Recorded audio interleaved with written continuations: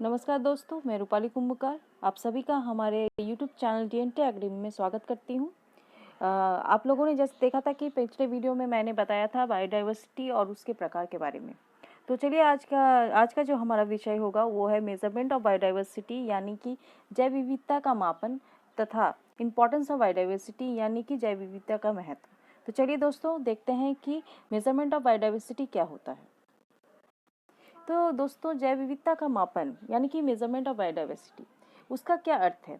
जैव विविधता के मापन से आशय है कि प्रजाति की संख्या और उसकी समृद्धि का आकलन करना।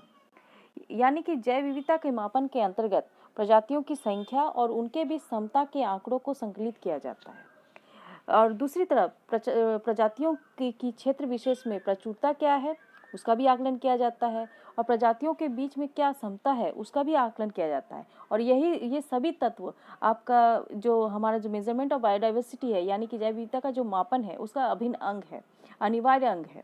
तो इसी तरह से इस जो मेजरमेंट ऑफ बायोडाइवर्सिटी है उसमें इन बातों का ध्यान रखा जाता है कि स्पीसीज़ का वैरायटी क्या है, इसी स्पीसीज़ में समताएं कितनी है, यानी कि जो प्रजातियां हैं उनमें समताएं क्या है, उनमें विविधता क्या है। तो इन सभी चीज़ों का आकलन आपका मेजरमेंट ऑफ बायोडाइवर्सिटी यानी जैव विविधता के मापन के अंतर्गत आता है।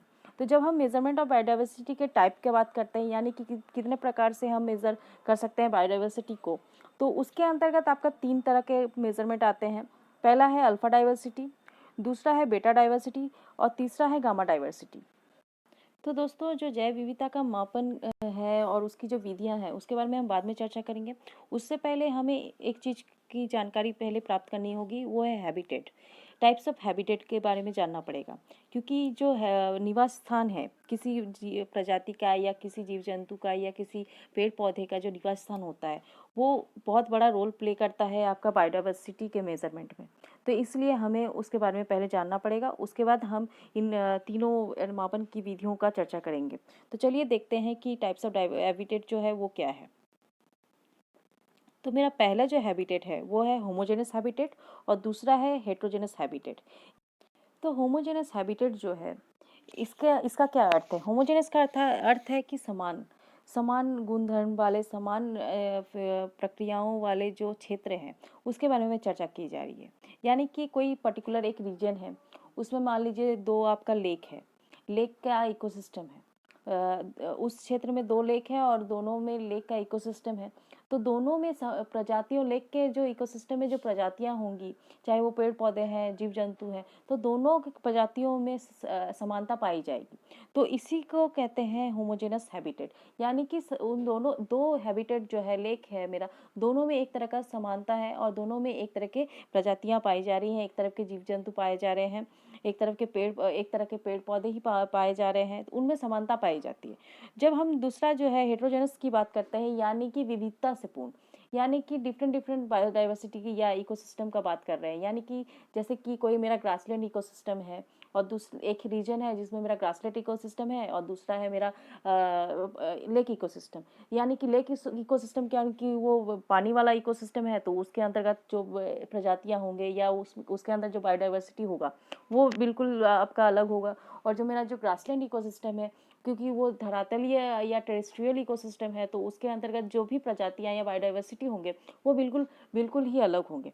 तो इसलिए जब हम मेजरमेंट ऑफ बायोडाइवर्सिटी की बात करते हैं, जब जब विविधता की के मापन की बात करते हैं, तो इन दोनों बातों को हमें ध्यान देना पड़ता है कि किस तरह का हैबिटेट है, यानी कि होमोजेनस हैबिटेट है या हेट्रोजेनस हैबिटेट है। और उसी आधार पर हम क्या करते हैं, जैव विविधता का मापन करते हैं। तो चलिए दोस्तों हम देखते हैं जैव विविधता के मापन की जो विधियां हैं, जो 3 विधियां हैं, अल्फा विविधता, बीटा विविधता और गामा विविधता है, उसके बारे में चर्चा करते हैं। तो दोस्तों जो जैव विविधता के मापन की विधियां हैं उसमें पहला जो हमारा मापन है वो है अल्फा डाइवर्सिटी, यानी कि अल्फा विविधता। अल्फा विविधता किसी एक निश्चित क्षेत्र के समुदाय या पारितंत्र की जैव विविधता है। यानी कि हम इसमें क्या होता है कि ये किसी एक समुदाय या पारितंत्र में प्रजातियों की कुल संख्या को बताती है, आकलन करता है। अल्फा मापन द्वारा किसी पारितंत्र के अंदर एक समुदाय की कुल प्रजातियों की संख्या और प्रजातियों की आनुवंशिकी, यानी कि जेनेटिक जो आपका विशेषता है, उसके आधार पर उनमें पाई जाने वाली जो समरूपता है उसका भी आकलन करता है। और इसके ज़रिए क्या होता है कि प्रजातियों की संख्या का आकलन करते-करते उनकी संख्या में जो वृद्धि हो रही है, जो समृद्धि हो रही है, उसका भी आकलन इस प्रोसेस में हो जाता है। तो अगर हम आसान तरीके से अगर अल्फ़ा डाइवर्सिटी को समझने की कोशिश करें, तो इसका अच्छा उदाहरण आपके स्क्रीन पर है। जैसा कि आपके सामने 2 लेक इकोसिस्टम है, lake ecosystem number 1, lake ecosystem number 2। यानी कि दोनों इकोसिस्टम लेक इकोसिस्टम है, तो यानी कि जलीय इकोसिस्टम है, यानी कि जलीय जलीय पारितंत्र है। तो दोनों में जो बायोडायवर्सिटी होगा उसमें समानता पाई जाएगी। तो ये जो 2 हैबिटेट है, इन दोनों हैबिटेट जो होमोजेनस हैबिटेट है, इन दोनों में क्या समानता है, इनकी क्या संख्या है, यानी कि इनकी प्रचुरता या रिचनेस का आकलन जो है इसके अंतर्गत किया जाता है। होमोजेनस हैबिटेट के अंतर्गत जो लेक इकोसिस्टम है, जो समानता पाई जाती है, जो विविधता पाई जाती है, वो अल्फा डाइवर्सिटी के अंतर्गत आकलन किया जाता है। हमारा दूसरा जो विधि है वो है बेटा डाइवर्सिटी, यानी कि बेटा विविधता। इसके अंतर्गत क्या होता है कि जैव विविधता का जो मापन है, इसके अंतर्गत पर्यावरणीय प्रवणता के साथ परिवर्तन के बीच प्रजातियों की विविधता की तुलना की जाती है।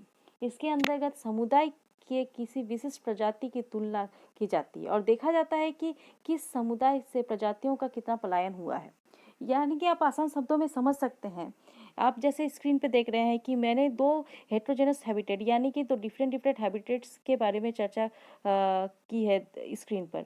और वो है एक लेक इकोसिस्टम और दूसरा है ग्रासलैंड इकोसिस्टम, यानी कि दोनों अलग-अलग तरह के निवास स्थान हैं, अलग-अलग तरीका का हैबिटेट है। तो लेक इकोसिस्टम में जो बायोडायवर्सिटी पाया जाएगा वो अलग होगा, क्योंकि वो जलीय जलीय पारितंत्र है। और दूसरा मेरा जो है ग्रासलैंड इकोसिस्टम है, यानी कि वो आपका टेरेस्ट्रियल इकोसिस्टम है।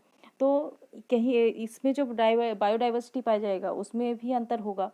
तो इसलिए क्या होता है कि इस बेटा डाइवर्सिटी में देखा जाता है कि 2 अलग-अलग हैबिटेट, यानी कि हेटेरोजेनस हैबिटेट के बीच पे क्या विविधता है, और इस हैबिटेट में क्या बायोडाइवर्सिटी की क्या संख्या है, उसमें क्या समरूपता है, उसका अध्ययन हम बेटा डाइवर्सिटी के अंतर्गत करते हैं। हमारा तीसरा जो विधि है वो है गामा डाइवर्सिटी।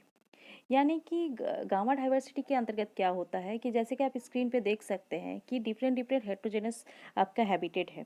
यानी कि मेरा एक लेक इकोसिस्टम है, एक ग्रासलैंड इकोसिस्टम है, एक डेजर्ट इकोसिस्टम है, यानी कि 2 से ज़्यादा यहाँ पे इकोसिस्टम की बात हो रही है, हैबिटेट की बात हो रही है, हेटेरोजेनस हैबिटेट की बात हो रही है। तो इसमें क्या होता है कि विभिन्न विभिन्न हैबिटेट के बीच में क्या विविधता पाया जाता है और बायोडाइवर्सिटी की क्या क्या संख्या है, यानी कि जैव विविधता की क्या संख्या है, उसमें क्या समरूपता है, उसके बारे में हम गामा डाइवर्सिटी के अंतर्गत अध्ययन करते हैं। अगर हम दूसरे शब्दों में गामा विविधता को डिस्क्राइब करें या उसको बताएं, तो हम कह सकते हैं कि गामा विविधता एक भौगोलिक क्षेत्र या आवासों की प्रजातियों की प्रचुरता को बताती है। इसके अंतर्गत आवासों की विषमता या भिन्नता का पता चलता है। गामा विविधता अल्फा एवं बीटा विविधता अवयवों का गुणफल है। गामा विविधता को समुदायों के अवयवों एवं प्रजातियों की प्रचुरता के आधार पर इस प्रकार व्यक्त किया जा सकता है। Gamma equal to S1 plus S2 minus C, यानी कि S1 मेरा क्या है, प्रथम समुदाय में प्रजातियों की कुल आकलित संख्या। S2 है द्वितीय समुदाय में प्रजातियों की कुल आकलित संख्या। और जो मेरा C है उसका अर्थ है दोनों समुदायों में उभयनिष्ठ यानी कॉमन प्रजातियों की का आकलन। तो दोस्तों ये तो बात हो गई मेजरमेंट ऑफ बायोडाइवर्सिटी की, यानी कि जैव विविधता के मापन की जो विधियां हैं उसके बारे में बात हम लोगों ने चर्चा की। लेकिन इसके इसके चर्चा के साथ साथ हमें ये भी ध्यान में रखना है कि जब हम मेजरमेंट ऑफ बायोडाइवर्सिटी यानी कि जैव विविधता का जब हम आकलन करते हैं या मापन करते हैं, तो उसके अंतर्गत हम जैव विविधता की प्रवणता को भी अध्ययन करते हैं। यानी कि किस अक्षांश पर या किस स्थान पर बायोडाइवर्सिटी कैसा है, वहाँ का वातावरण कैसा है, उसके अनुसार किस तरह का बायोडाइवर्सिटी पाया जाता है, जैव विविधता पाया जाता है, उसका भी अध्ययन हमें करना पड़ता है। तो what is gradient of biodiversity? तो ग्रेडियंट ऑफ बायोडाइवर्सिटी का अगर हम डेफिनेशन दें तो हम कह सकते हैं कि अक्षांशों में उच्च अक्षांशों से निम्न अक्षांश की ओर तथा पर्वतीय क्षेत्रों में ऊपर से नीचे की ओर आने पर प्रजातियों की संख्या में अंतर जैव विविधता की प्रवणता कहलाती है। यानी कि आप जानते हैं कि हमारे विश्व में अलग अलग अक्षांशों पर अलग अलग जलवायु पाया जाता है। आप जब इक्वेटोरियल बेल्ट पे जाएंगे यानी कि विषुवतीय क्षेत्र पे जाएंगे तो आपको वहाँ पे रेन फॉरेस्ट मिलेगा, यानी कि यहाँ पे सालों भर वर्षा होते रहती है। आपका अनुकूलित जलवायु मिलता है पेड़ पौधों को, जीव जंतुओं को। तो यहाँ पे जो बायोडाइवर्सिटी की जो विविधता है वो बहुत ज़्यादा है। बहुत ज़्यादा मात्रा में बायोडाइवर्सिटी पाया जाता है। यानी कि जो जलवायु होती है उस वो जो होता है बहुत ही हार्श होता है और वहाँ पे किसी भी जीव जंतु या पेड़ पौधों को फलने फूलने के लिए बहुत स्ट्रगल करना पड़ता है। तो इस प्रकार जैव विविधता की प्रबंधता का अध्ययन करना भी बहुत आवश्यक है। तभी हम आकलन कर सकते हैं कि कहाँ पर बायोडाइवर्सिटी यानी कि जैव विविधता किस प्रकार के स्थिति पर है, उनकी संख्या क्या है, उनमें अंतर क्या है, उनमें समरूपता क्या है। तो उसके आधार पर हम हैबिटेट के आधार पर हम उसके या अक्षांशों के आधार पर या पहाड़ी क्षेत्र में यानी कि किसी ऊंचे स्थान या निचले स्थान में किस तरह का हैबिटेट है, किस तरह का वातावरण है, तो उसके हिसाब से किस तरह की बायोडाइवर्सिटी है उसका आकलन कर सकते हैं। तो दोस्तों ये तो हमने चर्चा की ग्रेडियंट ऑफ बायोडाइवर्सिटी की। अब हम देखते हैं कि इम्पोर्टेंस ऑफ बायोडाइवर्सिटी में क्या हम अध्ययन करते हैं, यानी कि जैव विविधता का महत्व क्या है। तो जैव विविधता की जब हम महत्व की बात करते हैं तो बायोडाइवर्सिटी का हमारे जीवन में प्रत्यक्ष और प्रत्यक्ष रूप से बहुत बड़ा आपका महत्व है। अगर हम देखें तो मनुष्य को जीव जंतुओं वनस्पतियों से भोजन, आवास के लिए जरूरी संसाधन, कपड़े, औषधियाँ, रबर, इमारती लकड़ी इत्यादि की प्राप्ति इन्हीं से होती है। और जो वैज्ञानिक अनुसंधान एवं जो नवाचार के लिए जो आवश्यक संसाधनों की भी प्राप्ति होती है वो यहीं से होती है। इस प्रकार दोस्तों अगर हम बायोडाइवर्सिटी की महत्व की चर्चा करें या उसको समझने की कोशिश करें तो इसको हम कई बिंदुओं द्वारा समझ सकते हैं, उसके महत्व को कई बिंदुओं द्वारा देख सकते हैं। पहला हमारा है पॉलिनेशन। पॉलिनेशन जैसा कि आप जानते हैं कि पॉलिनेशन का अगर प्रोसेस नहीं होगा, मधुमक्खियाँ जो हैं पॉलिनेशन का कार्य करती हैं, अगर ये प्रोसेस उनके द्वारा नहीं होगा तो हमें ना फ्रूट मिलेंगे ना वेजिटेबल्स मिलेंगे, किसी तरह का खाद्य सामग्री हमें प्राप्त नहीं होगा। जो हम चावल, दाल, आटा वगैरह वगैरह खाते हैं तो ये सारी चीज़ें हमें प्राप्त नहीं होंगी। तो दूसरा जो हमारा पॉइंट है या बिंदु है वो है मेडिसिन एंड हेल्थ। जितने तरह के औषधि हैं वो सभी हमें बायोडाइवर्सिटी यानी कि पेड़ पौधे जीव जंतुओं से ही प्राप्त होता है। अगर ये मेडिसिन हमें नहीं मिल पाएगा तो कहीं ना कहीं ये हमारे हेल्थ के लिए पूरा इफेक्ट करेगा। और ये हमारा जो हेल्थ अभी अच्छा बना हुआ है उसका रीज़न है हमारा बायोडाइवर्सिटी। हमारा तीसरा जो पॉइंट है वो है एयर एंड वाटर प्यूरिफिकेशन। जैव विविधता के द्वारा जो वायु है और जल है उसका भी प्यूरिफिकेशन किया जाता है। हमारा चौथा जो है वो है cycling of nutrients. Cycling of nutrients यानी कि आप जैसे कि जानते हैं कि जो हमारे जो फूड चेन है, एक आपका ग्रेजिंग फूड चेन और दूसरा है डेट्रेटस फूड चेन। तो ग्रेजिंग फूड के चेन का जब कार्य समाप्त हो जाता है तो जो हमारा डेट्रिटस फूड चेन है यानी कि जो हमारे जो प्रकृति में जो डिकम्पोजर्स हैं, माइक्रो ऑर्गेनिजम्स हैं, वो क्या करते हैं, वो सड़े गले पदार्थों का ग्रेजिंग फूड चेन से मिले हुए सड़े गले पदार्थों को वो क्या करते हैं, कणों में बिखेर देते हैं। और वो कण क्या होते हैं, फिर वो अकार्बनिक फॉर्म में आ जाते हैं और हमारे मिट्टी में मिल जाते हैं और वो कहीं ना कहीं पेड़ पौधे जीव जंतुओं के लिए पोषक तत्व का काम करते हैं। और इसी से हमारा फिर से क्या होता है कि फूड तैयार होता है, हमारा खाद्य जो श्रृंखला है फिर से वो स्टार्ट होता है। तो इसलिए जो साइक्लिंग ऑफ न्यूट्रिएंट्स है वो भी बहुत महत्वपूर्ण हो जाता है बायोडाइवर्सिटी के कारण। मेरा पांचवा जो बिंदु है वो है क्लाइमेट मॉडिफिकेशन। जैसे कि आप देखते हैं कि अगर पेड़ पौधे कम होते जाते हैं तो कहीं ना कहीं वातावरण पर उसका असर पड़ता है, और अगर पेड़ पौधे ज़्यादा हो तो उसका भी कहीं ना कहीं जो हमारे वातावरण पर या जलवायु पर असर पड़ता है। जैसे कि आप आज वर्तमान समय में ग्लोबल वार्मिंग को देख रहे हैं, क्योंकि पेड़ पौधे कटते जा रहे हैं और पेड़ पौधों के कम होने की वजह से हमारा जो पृथ्वी का जो तापमान है वो बढ़ते जा रहा है। तो कहीं ना कहीं जो हमारा जो क्लाइमेट को हमें संतुलित रखने का कार्य जो है वो हमारा बायोडाइवर्सिटी ही करता है। अगर पेड़ पौधे नहीं होंगे तो हमें जो हमारा जो जलवायु है वो संतुलित नहीं रहता है। मेरा जो छठा जो पॉइंट है वो है ड्रॉट एंड फ्लड कंट्रोल। आप जैसे कि आप देखें हैं समुद्री किनारों में कई तरह के फ्लड कंट्रोल करने के लिए पेड़ पौधों को लगाया जाता है। तो और कहीं कहीं सूखे अगर कोई बंजर भूमि है तो उस बंजर भूमि में वहाँ के वातावरण के आधार पर ऐसे पेड़ पौधे लगाए जाते हैं ताकि वो बंजर भूमि भी क्या हो कि वो उसमें जो पोषक तत्व है उसमें आ जाए, वो भी बंजर भूमि आपका एक हरा भरा भूमि में बदल जाए। तो इस प्रकार से जब हम बायोडाइवर्सिटी का अगर हम इम्पोर्टेंस देखें तो वो क्या करता है, फ्लड कंट्रोल में भी मदद करता है और जो सूखे का स्थिति होता है उसमें भी हमें मदद करता है। मेरा सातवां जो पॉइंट है वो है फूड का, प्रोवाइड फूड। यानी कि हमें बायोडाइवर्सिटी से ही जितने प्रकार के खाद्य हैं वो प्रत्यक्ष और अप्रत्यक्ष तौर पर उसी से मिलता है, बायोडाइवर्सिटी से हमें प्राप्त होती है।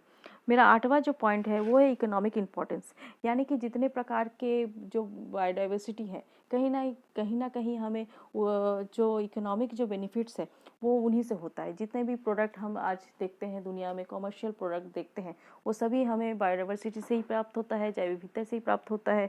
चाहे वो चावल दाल हो या कोई आपका प्रोसेस फूड हो, तो वो प्रोसेस फूड भी कहीं ना कहीं आपका हमें प्रकृति से मिलता है, और वो उसके बाद उस फूड को हम प्रोसेस करते हैं और वो फूड हमें एक कमर्शियल इम्पोर्टेंस या इकोनॉमिक इम्पोर्टेंस देता है।